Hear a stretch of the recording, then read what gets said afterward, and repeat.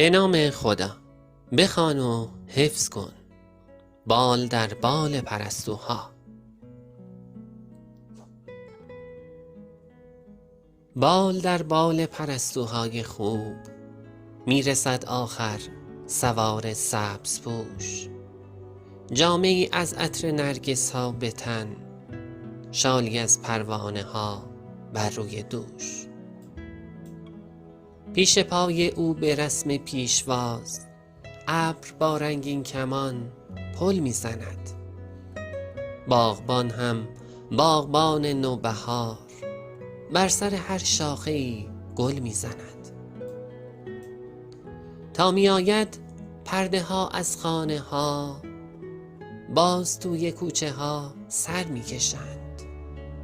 مرغ های خسته و پربسته هم از میان پرده ها پر میکشند.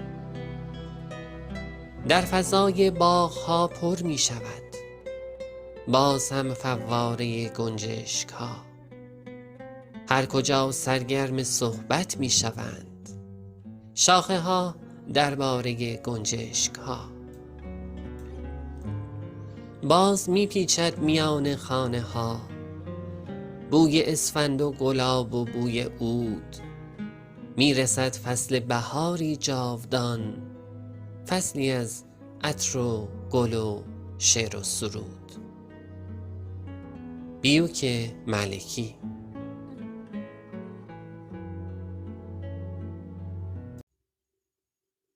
خوانش و فهم.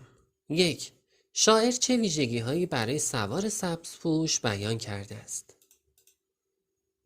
لباسی از عطر نرگس به تن دارد و شال پروانه ها بر روی دوش اوست. 2. منظور شاعر از فواره گنجشک‌ها چیست؟ پرواز و حرکت تعداد زیادی از گنجشک‌ها. 3. شعر را در گروه‌های 2 نفره، همصدا، همنوا، هم‌آوا بخوانید. همخوانی کنید.